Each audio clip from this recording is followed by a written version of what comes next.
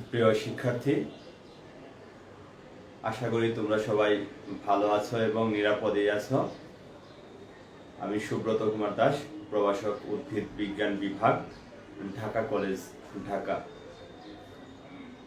আমি ঢাকা কলেজের পক্ষ হতে উদ্ভিদ বিজ্ঞানের পক্ষে আমাকে ক্লাসটি নেওয়ার জন্য সত্যি কৃতজ্ঞতা বোধ করছি। আপনারা যারা আমার ক্লাসটি দেখছেন তাদের সবার প্রতিই রইল হৃদয়ের অন্তরস্থল থেকে অশেষ কৃতজ্ঞতা। আজকে আমি অনার্স ফার্স্ট ইয়ারের ছত্রাকবিদ্যা বা মাইকোলজি বিষয়টির উপর পাঠদান করব। আজকে আমার পাঠদানের বিষয়বস্তু চ্যাপ্টার 6 এর rule of fungi in nature, অর্থাৎ ছত্রাক আমাদের প্রকৃতিতে কী ধরনের ভূমিকা পালন করে সেই বিষয় নিয়েই আজকের আমার এই লেকচারটি সাজিয়েছি। আশা করি সবার ভালো লাগবে। আর যদি কোথাও অসুবিধা হয় বুঝতে, অবশ্যই আমাকে টেক্সট করবে। আমি নেক্সট ক্লাসে সেগুলির সলভ করে পরবর্তী ক্লাস আমি শুরু করব। তো তাহলে শুরু করা যাক। উদ্ভিদ বা ছত্রাক প্রকৃতিতে কোন ধরনের ভূমিকা পালন করে। বিজ্ঞানী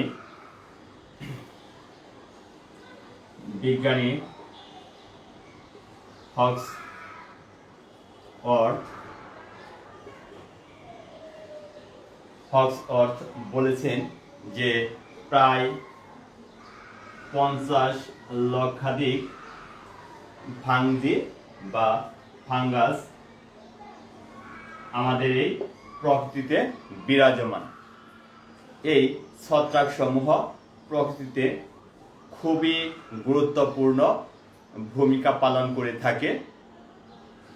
এই ছত্রাকগুলি আমাদের প্রকৃতিতে কী ধরনের ভূমিকা পালন করে সে বিষয়গুলি হচ্ছে rule of fungi in nature.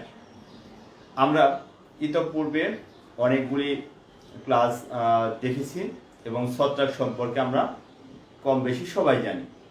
আর ছাত্র তোমরা যারা আছো তা তো সবাই বুঝতেই পারছো ছত্রাক প্রকৃতির কী ধরনের ভূমিকা পালন করে থাকে, কত গুরুত্বপূর্ণ ভূমিকা পালন করে থাকে সেই বিষয়গুলি নিয়েই তোমাদের চ্যাপ্টারে অধিভুক্ত করা হয়েছে যে ফাঞ্জি নেচারে কি ভূমিকা পালন করে থাকে। আমরা দেখেছি ছত্রাক, অধিকাংশ ছত্রাকই স্যাপ্রোফাইটিস অর্থাৎ মৃতজীব। আমরা দেখেছি অধিকাংশ ছত্রাকই স্যাপ্রোফাইটিস বা মৃতজীবী হিসেবে প্রকৃতিতে গুরুত্বপূর্ণ ভূমিকা পালন করে থাকে। এছাড়া আমরা দেখেছি কিছু ছত্রাক, বিশেষ করে যে ছত্রাক সমূহ উদ্ভিদের রোগ সৃষ্টি করে সেই ছত্রাক সমূহ প্যারাসাইটিস বা পরজীবী হিসেবে খুবই গুরুত্বপূর্ণ ভূমিকা পালন করে থাকে। আর এক শ্রেণীর ছত্রাক রয়েছে যেগুলি উচ্চ শ্রেণীর উদ্ভিদের সাথে যোগাযোগ রক্ষা করে এবং তাদের মধ্যে একটি মিথস্ক্রিয়ার সৃষ্টি হয়, অর্থাৎ মাইকোরাইজা।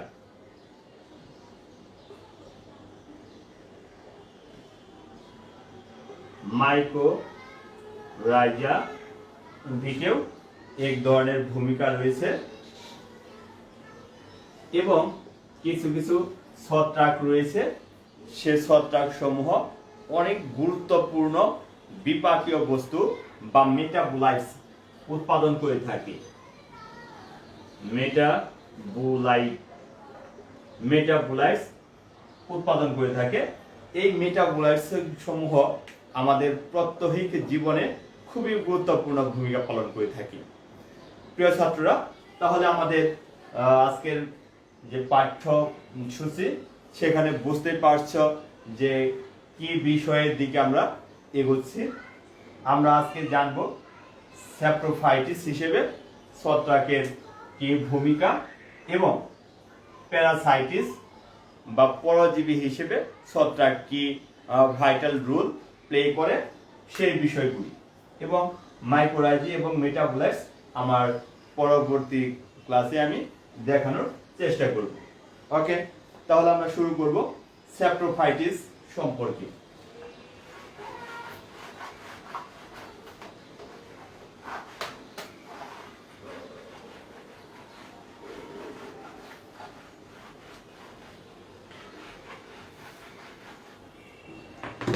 তাহলে আলোচনা করতে যাচ্ছি রুল অফ ফাঞ্জি অ্যাজ স্যাপ্রোফাইটিস। প্রথমে আমরা জেনে নিব স্যাপ্রোফাইট কাকে বলে। আমরা প্রথমে জানব হোয়াট ইজ স্যাপ্রোফাইটিস। আমরা সবাই জানি মৃতজীবী বা স্যাপ্রোফাইটিস হচ্ছে সেই ধরনের জীব যারা মৃত বস্তু বা জৈব পদার্থ হতে খাদ্য বা পুষ্টি শোষণ করে জীবনযাপন করে থাকে, তাদেরকে বলা হয়ে থাকে স্যাপ্রোফাইটিস বা পরজীবী, মৃতজীবী। এই মৃতজীবী সমূহ প্রকৃতির খুবই গুরুত্বপূর্ণ কাজ করে থাকে। আমরা যদি প্রকৃতির দিকে লক্ষ্য করি তাহলে প্রতিনিয়তই জীবের মরণ ঘটে থাকে। এই যে জীবের মরণ ঘটে, এই জীবসমূহ পরবর্তীতে আস্তে আস্তে পচে যায় বা বিগলন ঘটে। এই যে বিগলন ঘটলো, আর যদি না ঘটতো তাহলে কি অবস্থার সৃষ্টি হতো সে বিষয়ে একটু তোমরা ইমাজিন করো, তাহলে সহজেই বুঝতে পারবে। এই যে প্রতিনিয়ত জীবের মৃত্যু ঘটছে, এই জীব সমূহ পরবর্তীতে মরে পচন এবং পচন অথবা এদের ভাঙনের ফলে এরা বিভিন্ন ধরনের উপাদান তৈরি হয়ে যাচ্ছে, যেমন হিউমাস সৃষ্টি হয়ে যাচ্ছে বা অন্যান্য জৈব বস্তুতে রূপান্তরিত হচ্ছে। এই যে হিউমাস বা অন্যান্য জৈব বস্তু, এই জৈব উপাদান সমূহ আবার উদ্ভিদ গ্রহণ করছে। উদ্ভিদ গ্রহণ করে সেখানে তারা জীবন ধারণ করছে। এই যে জৈব বস্তু পরিণত হচ্ছে, অর্থাৎ জীব মৃত্যু ঘটছে, সেই জীবের পচন ঘটছে। যদি না ঘটতো তাহলে কি ঘটতো? তাহলে পৃথিবীতে প্রতিদিন যে জীবের মৃত্যু ঘটছে সেগুলি কখনোই পচতো না।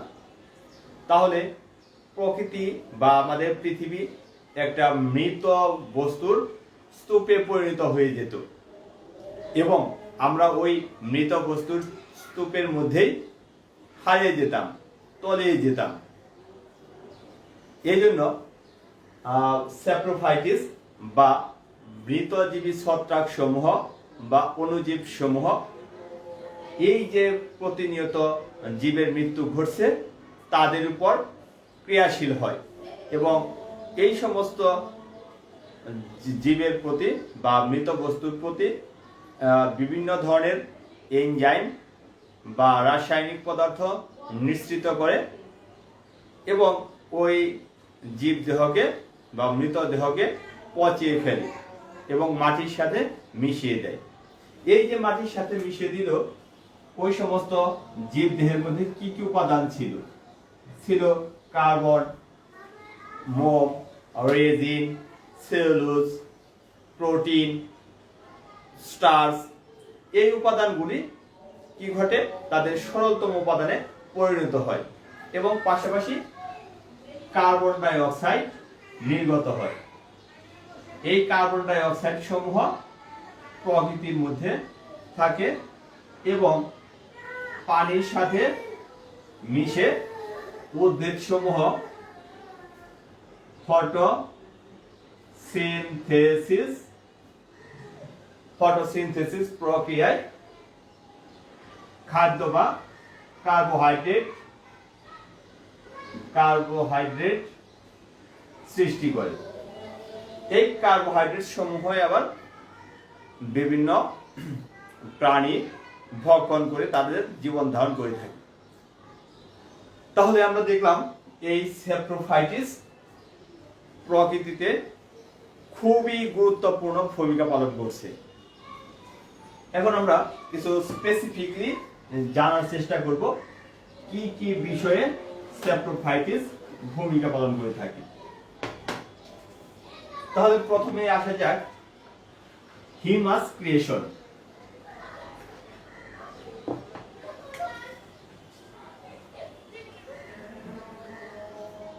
প্রথমে আমরা আসবো 1 নম্বরে হিউমাস ক্রিয়েশন বা হিউমাস সৃষ্টি। হিউমাস কিভাবে সৃষ্টি হয়? হিউমাস হচ্ছে মৃত বস্তুর আংশিক পচন বা গলিত অংশ, যা দেখতে অনেকটাই গাঢ় বর্ণের বা কালচে বর্ণের হয়ে থাকে। এই মৃত বস্তুর এই গাঢ় বা কালচে বর্ণের জৈব পদার্থকে আমরা হিউমাস বলে থাকি। এই হিউমাসের মধ্যে প্রচুর পরিমাণের পৌষ্টিক উপাদান বা জৈব পদার্থ থাকে। এই হিউমাসের পুষ্টি উপাদান সমূহ উদ্ভিদ গ্রহণ করে এবং তাদের জীবনযাপন বা তাদের দৈহিক বৃদ্ধির জন্য এই হিউমাস খুবই গুরুত্বপূর্ণ। এখন এই যে হিউমাস সৃষ্টি করলো বা হিউমাস কোথা থেকে আসলো?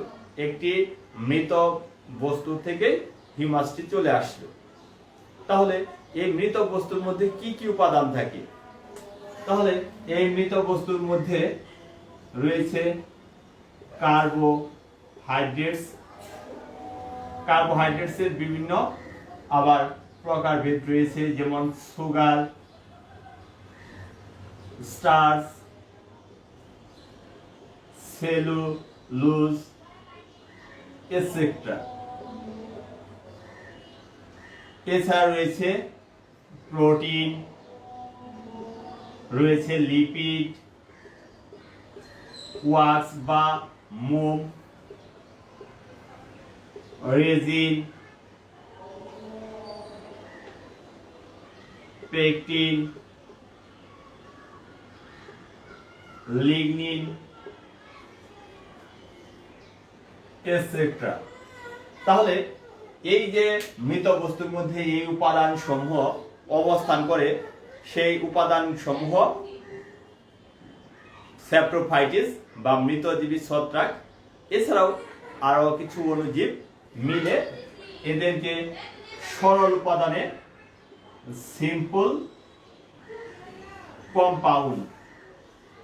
সিম্পল কম্পাউন্ডে রূপান্তরিত করে থাকে। কিছু কিছু বিজ্ঞানী বলেছেন যে ছত্রাক খুব সহজেই কার্বোহাইড্রেটস যেমন সুগার, স্টার্চ, তারপরে সরল প্রোটিন,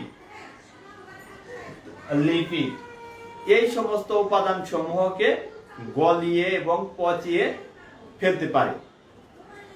কিন্তু আরো কিছু উপাদান রয়েছে, যেমন ক্রুড প্রোটিন, লিগলিন, ক্রুড প্রোটিন বা জটিল প্রোটিন, লিগলিন, এই সমস্ত উপাদানকে সহজে পচাতে বা গলিয়ে ফেলতে পারে না।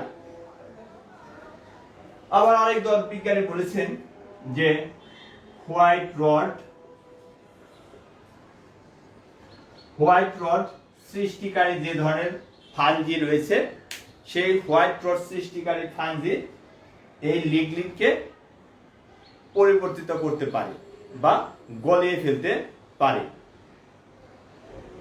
আবার কিছু কিছু বিজ্ঞানী যেমন ডানগেট,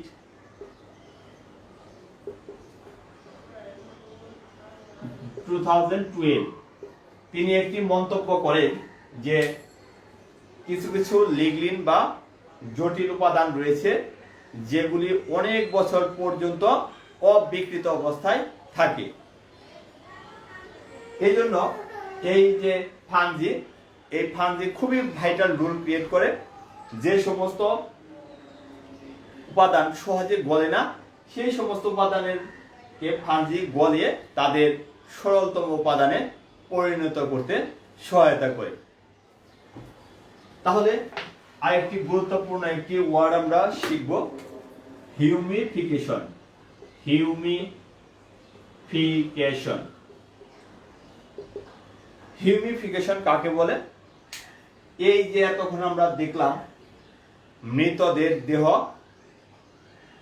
ছত্রাক গলিয়ে পচিয়ে যে কালো বা বাদামি বর্ণের গাঢ় বর্ণের এক ধরনের পদার্থে পরিণত করছে, তাকে বলা হয়েছে হিউমাস। এই হিউমাস সৃষ্টির প্রক্রিয়াকে বলা হয়ে থাকে হিউমিফিকেশন। এই হিউমিফিকেশন ছত্রাক কিভাবে করে থাকে? ছত্রাক ওই মৃতদেহের উপর এক ধরনের এনজাইম নিঃসৃত করে, একজো এনজাইম। এই একজো এনজাইম নিঃসৃত করার সাথে সাথে ওই জীব দেহের উপাদান সমূহ আস্তে আস্তে ব্রেকডাউন হতে থাকে। এর ফলে মৃত বস্তু সমূহ পরবর্তীতে হিউমাসে পরিণত হয়। তাহলে আমরা দেখলাম হিউমাস কিভাবে সৃষ্টি হয়। এই হিউমাস সৃষ্টিতে ফাঞ্জের কি ভূমিকা? তাহলে হিউমাস সৃষ্টিকারী কিছু ছত্রাকের উদাহরণ আমরা বলতে পারি। এক্সাম্পল যেমন রয়েছে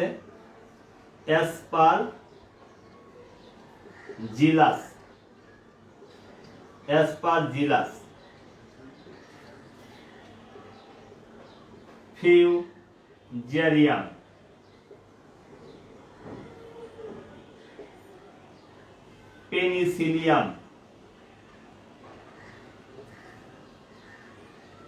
পেনিসিলিয়াম, মিউকর, এটসেট্রা।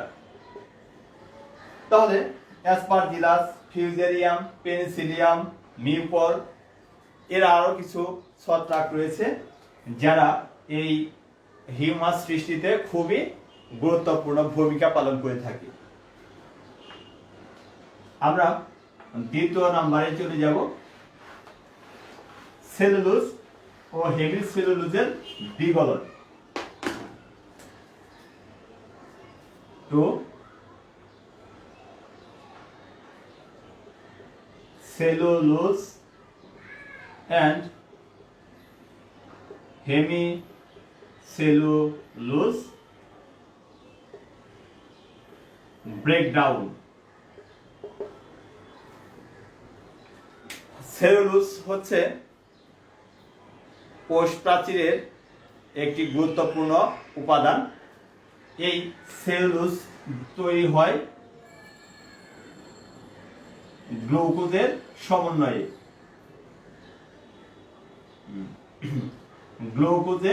সমন্বয়ে। এই সেলুলোজটি তৈরি হয়ে থাকে। এই যে গ্লুকোজ এর সমন্বয়ে সেলুলোজ তৈরি হয়, যা কোষ প্রাচীর গঠনের উপাদান। কোনো জীব যখন মারা যায়, বিশেষ করে উদ্ভিদ, তখন এই সেলুলোজগুলি উপর ছত্রাক এক ধরনের এনজাইম নিঃসৃত করে। সেই এনজাইম হচ্ছে সেলুলাইটিক এনজাইম। এই সেলুলাইটিক এনজাইম নিঃসৃত করে সেলুলোজকে তার সরলতম উপাদান। সেলুলোজকে যদি আমরা ধাপে ধাপে বিশ্লেষণ করি, ভাঙলে আমরা পাবো সেলুবায়োস, এবং সেলুবায়োসকে যদি আরো ক্ষুদ্র উপাদান তৈরি করা হয়, সেখানে আমরা পেয়ে যাব গ্লুকোজ।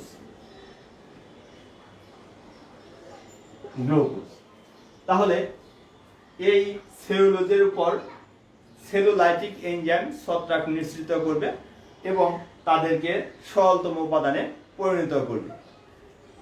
আরো একটি উপাদান রয়েছে, সেটি হচ্ছে হেমিসেলুলোজ।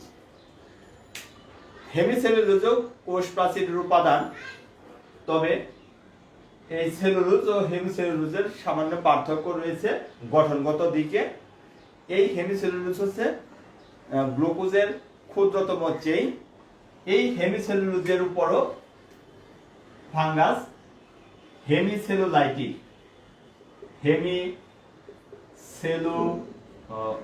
হেমিসেলুলাইটিক এনজাইম নিঃসৃত করে এবং একে তার সরলতম উপাদানে পরিণত করে। এই যে সেলুলোজ ও হেমিসেলুলোজের বিগলন ঘটে, এর জন্য যে ছত্রাক দায়ী সে আগের মতোই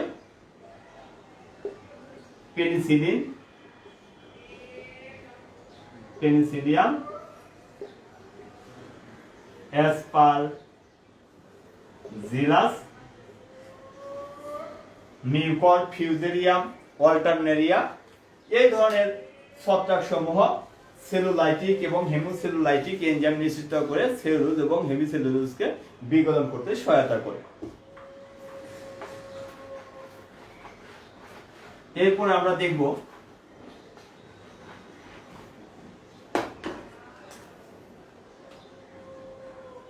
লিগনিন ব্রেকডাউন।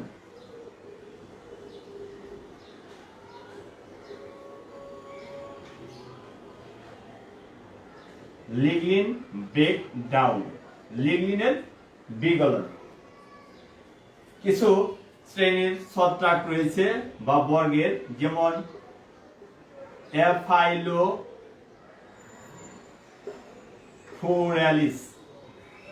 অ্যাফাইলোফোরালিস বর্গের কিছু ছত্রাক, এছাড়াও পেনিসিলিয়াম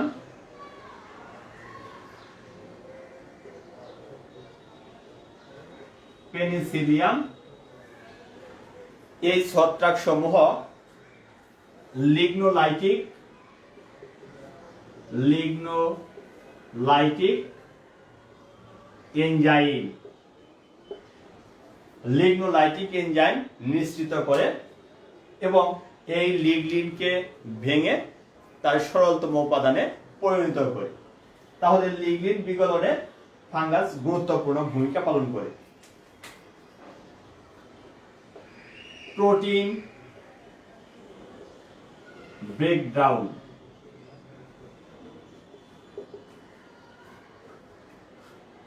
প্রোটিন বিগলনেও এই ফাঞ্জি খুবই গুরুত্বপূর্ণ ভূমিকা পালন করে। কিছু ছত্রাক যেমন পেনিসিলিয়াম,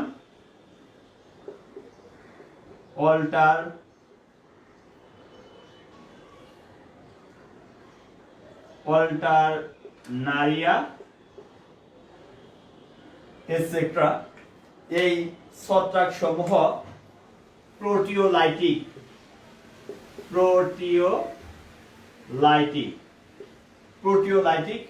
এনজাইম নিঃসৃত করবে। এই প্রোটিওলাইটিক এনজাইম সমূহ এই প্রোটিনকে ভেঙে তার সরলতম উপাদান হচ্ছে অ্যামাইনো অ্যাসিড, এই অ্যামাইনো অ্যাসিডে পরিণত করে।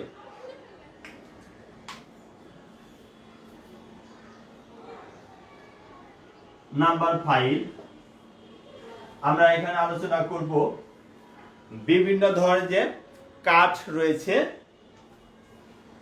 The decay of wood. আমরা যদি একটু লক্ষ্য করি তাহলে দেখব যে আমাদের সংরক্ষিত কিছু কাঠ বা কাঠ জাতীয় কোনো বস্তু, কাঠের বীজ বা গাছের গুঁড়ি, এই সমস্ত কাঠ জাতীয় উপাদান সমূহ আস্তে আস্তে ভেঙে যায় বা নষ্ট হয়ে যায়। এই জন্য দায়ী কে? এর জন্য এক ধরনের ফাঙ্গাস রয়েছে, সেই ফাঙ্গাস বা ছত্রাক সমূহ এই কাঠ বা কাঠ জাতীয় উপাদানের উপর বাস করে এবং সেখান থেকে বিভিন্ন ধরনের এনজাইম নিঃসৃত করে বা বিভিন্ন ধরনের উপাদান নিঃসৃত করে কাঠ জাতীয় উপাদানগুলিকে ভেঙে বিনষ্ট করে ফেলে। তাহলে সেই কাঠ জাতীয় উপাদানগুলি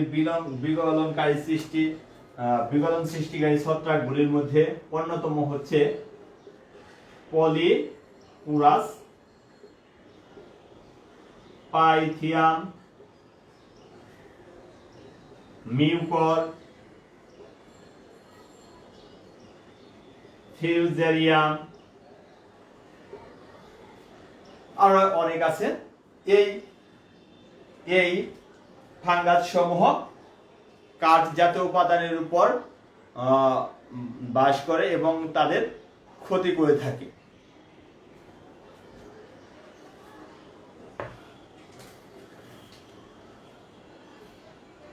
নাম্বার 6, ফুড স্পয়েলেজ বা খাদ্য দ্রব্য বিনষ্টকরণ। আমরা যদি প্রতিনিয়ত লক্ষ্য করি তাহলে দেখব আমাদের খাদ্য তালিকায় প্রায় জ্যাম, জেলি, আচার এই সমস্ত উপাদানগুলি খাদ্য তালিকায় প্রায় থাকে। এই খাদ্য উপাদানগুলি কিছুদিন পরেই খাবার অনুপযোগী হয়ে যায়। এর কারণটা কি? এর কারণ হচ্ছে এই জ্যাম, জেলি এবং আচারের মধ্যে বিভিন্ন ধরনের স্যাপ্রোফাইটিস ফাঞ্জি বাস করে এবং স্যাপ্রোফাইটিস ফাঞ্জি বাস করে বিভিন্ন ধরনের টক্সিক জাতীয় পদার্থ নিঃসৃত করে। এই টক্সিক জাতীয় খাদ্য উপাদানে যখন মিশ্রিত হয় তখন সেই খাদ্য উপাদানগুলি খাবারের অনুপযোগী হয়ে যায়। সেই টক্সিক উপাদানের মধ্যে রয়েছে মাইকোটক্সিন। এই মাইকোটক্সিন খুবই একটি গুরুত্বপূর্ণ বিষাক্ত উপাদান যেটি ছত্রাক সৃষ্টি করে থাকে খাদ্যদ্রব্যের মধ্যে। এছাড়াও আমরা অনেক সময় দেখি বিভিন্ন ধরনের ফলমূল বা সবজি যখন পরিবহন করা হয় সেই পরিবহনকৃত সবজি এবং ফলমূলের মধ্যেও বিভিন্ন ধরনের ফাঙ্গাস গ্রো করে। এই ফাঙ্গাস সমূহ সে ফল বা সবজিতে বিভিন্ন ধরনের রাসায়নিক পদার্থ নিঃসৃত করে এবং সে উপাদানগুলিকে খাবার অনুপযোগী করে ফেলে। তাহলে আমরা কিছু উপাদান দেখব যেগুলি খুবই বিষাক্ত, যেমন মাইকোটক্সিন রয়েছে, এছাড়া রয়েছে আলফা টক্সিন, এছাড়া রয়েছে এটিএ অর্থাৎ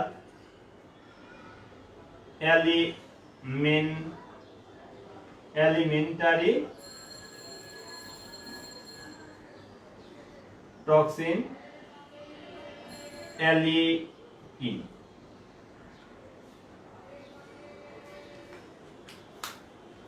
এছাড়া রয়েছে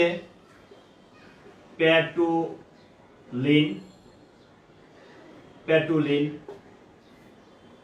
এই উপাদান সমূহ এক ধরনের টক্সিন উপাদান বা বিষাক্ত পদার্থ যেগুলি বিভিন্ন ধরনের ছত্রাক কর্তৃক নিঃসৃত হয় এবং খাদ্যদ্রব্য ব্যবহারের অনুপযোগী হয়ে পড়ে। তাহলে এই ফুড স্পয়েলেজ বা খাদ্য বিনষ্টকরণের যে ধরনের ছত্রাক দায়ী তার মধ্যে সর্বাগ্রে আসে পেনিসিলিয়াম, অ্যাসপারজিলাস, অল্টারনেরিয়া, যা আমরা ইতপূর্বেও বলেছি। অর্থাৎ এই ছত্রাক সমূহই বেশি পরিমাণে এ ধরনের খাদ্যদ্রব্য পচনে সহায়তা করে থাকে।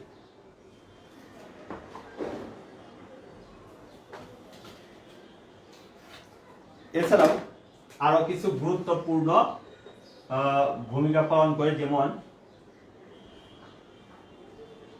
Damage of necessary items.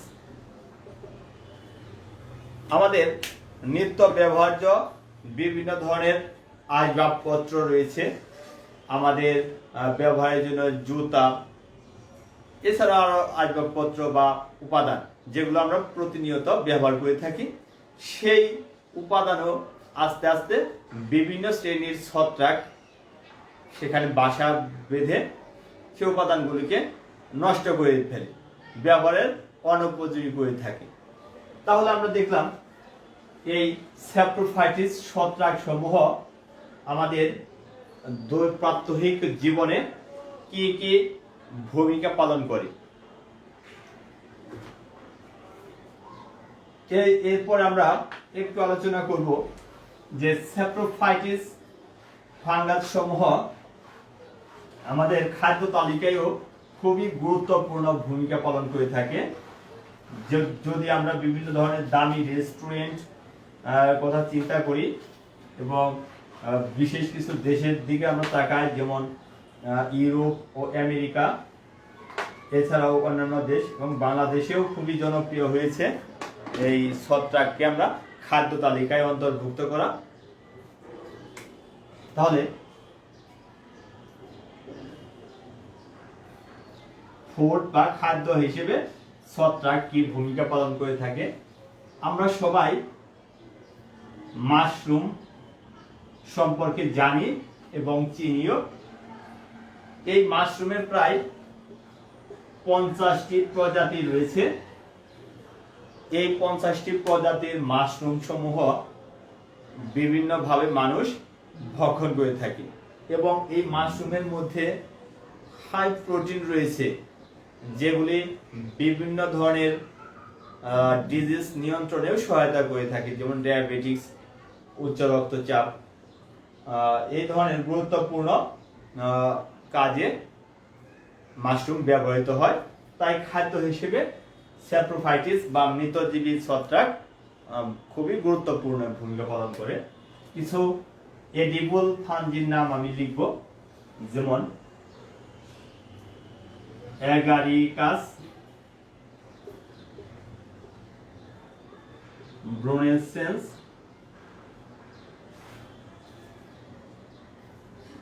এই ছত্রাকটি খাদ্য হিসেবে গ্রহণ করা হয়। এছাড়াও অ্যাগারিকাস বিসপুরাস, এই ছত্রাকটিও খাদ্য হিসেবে গ্রহণ করা হয়। অ্যাগারিকাস আর ভেনসিস, এই ছত্রাক সমূহ খাদ্য তালিকায় খুবই গুরুত্বপূর্ণ ভূমিকা পালন করে। এছাড়াও সুগন্ধি খাদ্যদ্রব্য তৈরি করতেও টিউবার এক ধরনের ফাঙ্গি রয়েছে, সেটি সুগন্ধি খাদ্যদ্রব্য তৈরি করতেও গুরুত্বপূর্ণ ভূমিকা পালন করে। তো প্রিয় ছাত্ররা, এতক্ষণ আমরা আলোচনা করলাম যে স্যাপ্রোফাইটিস বা মৃতজীবী ছত্রাক সমূহ আমাদের প্রকৃতিতে কি ধরনের ভূমিকা পালন করে থাকে। এখন আমরা ছত্রাকের প্যারাসাইটস বা পরজীবী ভূমিকাগুলি কি সেটি নিয়ে আলোচনা করব।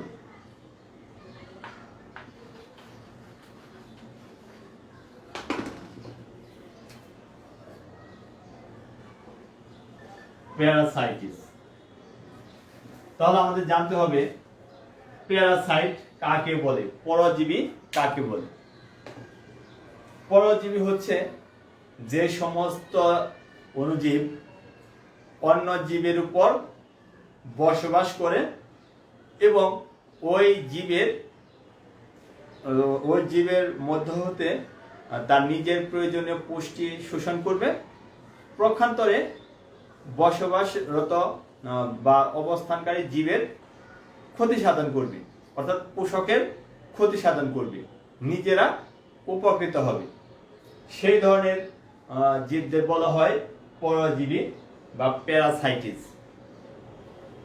সাধারণত যে সমস্ত উদ্ভিদের রোগ সৃষ্টিকারী অধিকাংশ ছত্রাকই প্যারাসাইটিস।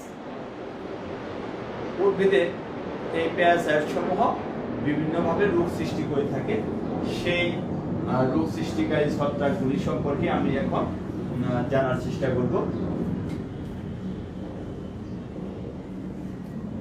প্রথমে আমরা দেখব কিভাবে ভূমিকা পালন করে থাকে। নাম্বার 1, বায়োট্রপস অথবা অব্লিগেট প্যারাসাইটস। ছত্রাক সমূহ, এই পরজীবী ছত্রাক সমূহ বায়োট্রপস অথবা অব্লিগেট প্যারাসাইটস হিসেবে বসবাস করে থাকে। তাহলে বায়োট্রপস বা অব্লিগেট প্যারাসাইট কাকে বলা হয়? যে সমস্ত ছত্রাক সমূহ পুরো জীবের মধ্যে বসবাস করবে এবং ওই জীবের মধ্যে কোষের ভিতরে, এটি যদি হোস্ট সেল হয়, সেই হোস্ট সেলের ভিতরে ছত্রাকের হাইফি প্রবেশ করে হস্টোরিয়া তৈরি করবে এবং এই হস্টোরিয়ার মাধ্যমে হোস্ট সেল বা পোষক কোষ হতে পুষ্টি জাতীয় উপাদান গ্রহণ করবে। তবে এই বায়োট্রপসের আরেকটি খুবই গুরুত্বপূর্ণ দিক হচ্ছে, এই বায়োট্রপস থাকা অবস্থায় ছত্রাক সমূহ পোষকের দেহে যে কোষ ঝিল্লি বা সেল মেমব্রেন, সেই সেল মেমব্রেনকে বিগলিত করবে না। টক্সিক জাতীয় পদার্থ নিঃসৃত করে হোস্ট সেলকে মেরে ফেলবে না। এই হোস্ট সেলের মধ্যে শুধুমাত্র বসবাস করবে এবং পুষ্টি জাতীয় উপাদান গ্রহণ করে থাকে। এছাড়া কোনো কোষকে মেরে ফেলা বা টক্সিক জাতীয় পদার্থ নিঃসৃত করা, কোষ ঝিল্লি কে বিগলন করা, এই সমস্ত বৈশিষ্ট্য লক্ষ্য করা যায় না। তাহলে এটি হচ্ছে আরেকটি গুরুত্বপূর্ণ দিক হচ্ছে অব্লিগেট প্যারাসাইট বা বাধ্যতামূলক পরজীবীর কৃত্রিম আবাদ মাধ্যমে এই সমস্ত ছত্রাককে আমরা আবাদ করতে পারবো না। তাহলে কি কি ধরনের অব্লিগেট প্যারাসাইট রয়েছে? রাস্ট ডিজিজ সৃষ্টিকারী যে সমস্ত ছত্রাক গ্রুপ রয়েছে, যেমন ইউরেডিনালিস শ্রেণীর ছত্রাক সমূহ রাস্ট ডিজিজ সৃষ্টি করে থাকে। এছাড়া ডাউনি মিল ডিউ, যেটা প্যারানোস্পুরেসি গোত্রের ছত্রাক, এই ডাউনি মিল ডিউ রোগ সৃষ্টি করে থাকে। এই ছত্রাক সমূহ সাধারণত বায়োট্রপস বা অব্লিগেট প্যারাসাইট হিসেবে কাজ করে থাকে। 2 নম্বর আমরা আলোচনা করব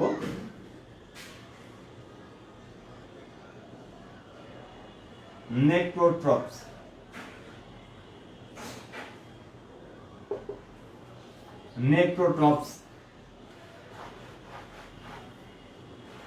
নেক্রোট্রপস হচ্ছে যে সমস্ত ছত্রাক সমূহ মৃত জীব কোষের মধ্যে অবস্থান করবে এবং ওই কোষে জীবিত কোষে অবস্থান করবে এবং জীবিত কোষের মধ্যে এক ধরনের টক্সিক জাতীয় পদার্থ নিঃসৃত করবে এবং ওই কোষকে মেরে ফেলবে। এই মেরে ফেলার পর ওই কোষ হতে বা মৃত উপাদান হতে তার খাদ্যদ্রব্য গ্রহণ করে থাকে। এই ধরনের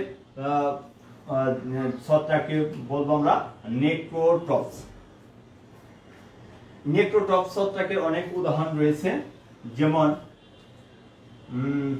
brown spot disease of rice, brown spot disease of rice, বাদামি দাগ রোগ, যেটা dress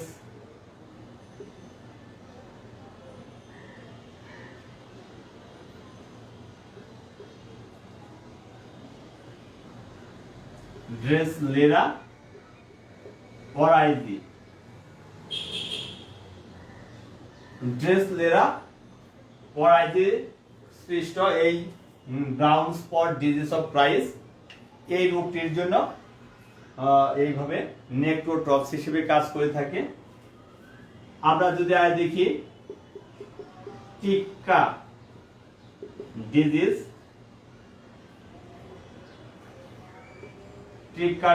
of groundnut,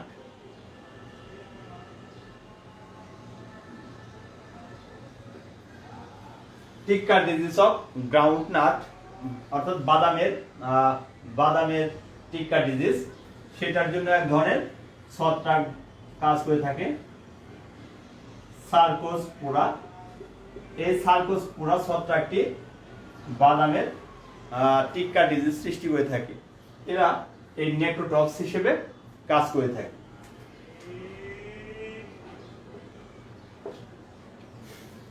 facultative স্যাপ্রোফাইটিস, facultative স্যাপ্রোফাইটিস, facultative স্যাপ্রোফাইটিস কাদেরকে বলা হয়? এই সুবিধাবাদী মৃতজীবী, এরা প্রকৃতপক্ষে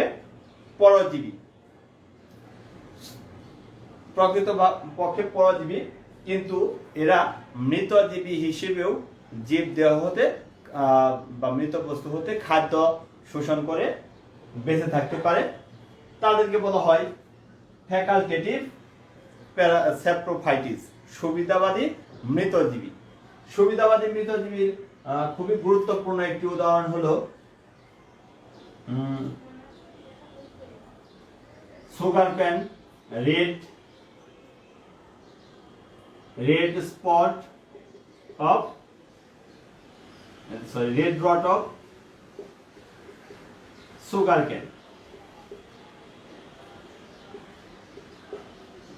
এই রেড রট অফ সুগার ক্যানের জন্য যে ছত্রাকটি দায়ী সেটি হচ্ছে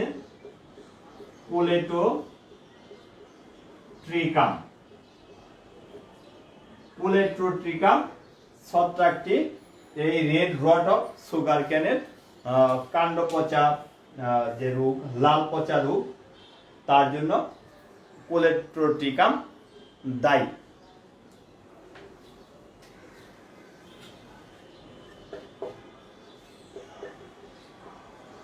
ফ্যাকাল্টেটিভ প্যারাসাইটিস,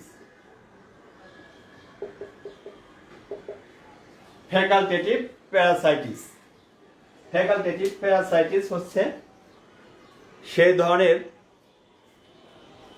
ধরনের পরজীবী যা প্রকৃতপক্ষে মৃতজীবী, কিন্তু এরা পরজীবী হিসেবেও দেহে বসবাস করতে পারে। তাদেরকে বলা হয় ফ্যাকাল্টেটিভ প্যারাসাইটিস।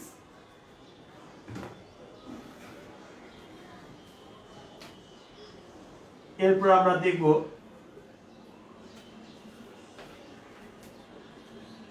হেমিবায়োট্রপস।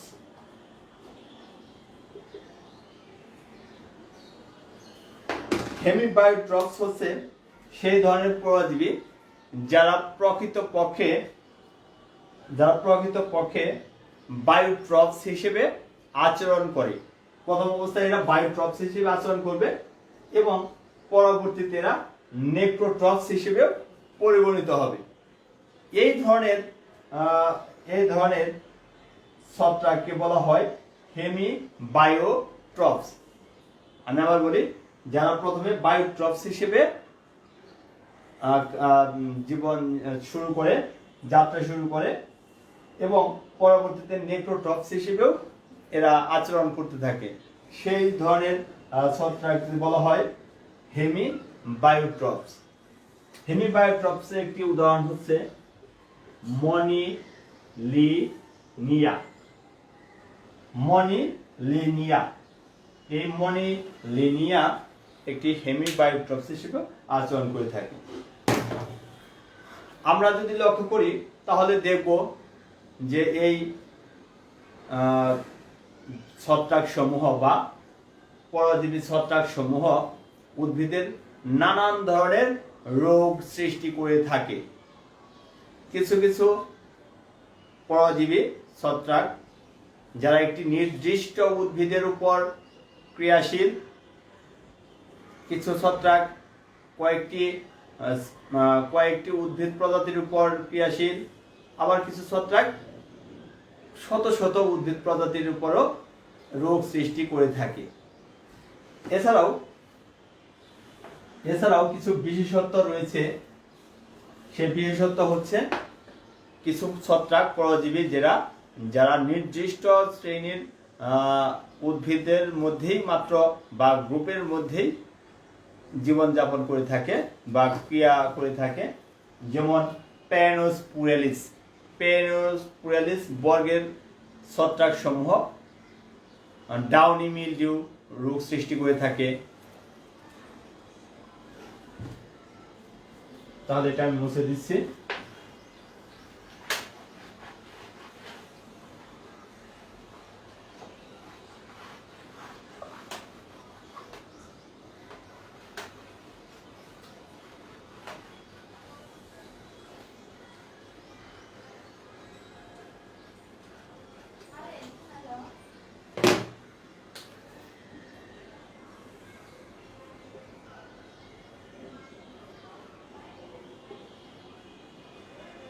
পেনোস্পুরেলিস শ্রেণীর যে সমস্ত ছত্রাক এরা ডাউনি মিলডিউ ডিজিজ সৃষ্টি করে থাকে। আবার ইউরেডিনালিস শ্রেণীর ছত্রাক সমূহ রাস্ট ডিজিজ সৃষ্টি করে থাকে।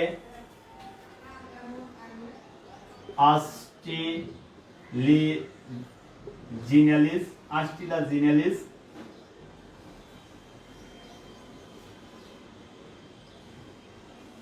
শ্রেণীর ছত্রাকগুলি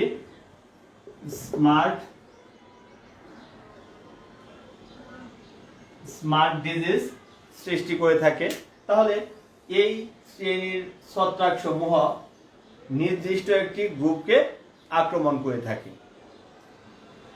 এছাড়াও ছত্রাক পরজীবীর ভূমিকা হিসেবে উদ্ভিদের যে ক্ষতিকর রোগ সৃষ্টি করে থাকে সেই রোগগুলির মধ্যে আমি এক নজরে একটু তোমাদের বলতে চাই। যেমন এরা ক্যাঙ্কার ডিজিজ সৃষ্টি করে থাকে, স্ক্যাব ডিজিজ সৃষ্টি করে থাকে, ব্লাইট বা ঝলসানো রোগ সৃষ্টি করে থাকে, ড্যাম্পিং কফ ডিজিজ সৃষ্টি করে থাকে, ডাউনি মিলডিউ রোগ সৃষ্টি করে থাকে, রাস্ট ডিজিজ সৃষ্টি করে থাকে, স্মার্ট ডিজিজ সৃষ্টি করে থাকে, ক্লোরোসিস। এছাড়াও আরো অসংখ্য ডিজিজ রয়েছে যেগুলি এই প্যারাসাইটিস বা পরজীবী ছত্রাক সমূহ সৃষ্টি করে থাকে। তো আমার ক্লাসটি আজকে এই পর্যন্তই। এরপরে যদি তোমাদের এই ক্লাসটি সম্পর্কে কোনো বোঝার সমস্যা হয়ে থাকে কাইন্ডলি আমাকে টেক্সট করবে, আমি নেক্সট ক্লাসে সেগুলি সলভ করার চেষ্টা করব। প্রিয় ছাত্ররা, এতক্ষণ যারা আমাকে দেখলেন, ক্লাসটি তোমরা উপভোগ করলে, তাদের সবার প্রতি আমার কৃতজ্ঞতা জ্ঞাপন করছি। ঢাকা কলেজ পরিবারের পক্ষ থেকে উদ্ভিদ বিজ্ঞানের পক্ষে আমাকে ক্লাসটি নেওয়ার সুযোগ করে দেওয়ার জন্য আমি সত্যিই কৃতজ্ঞ। আপনারা সবাই ভালো থাকেন, সুস্থ থাকেন। Best of luck.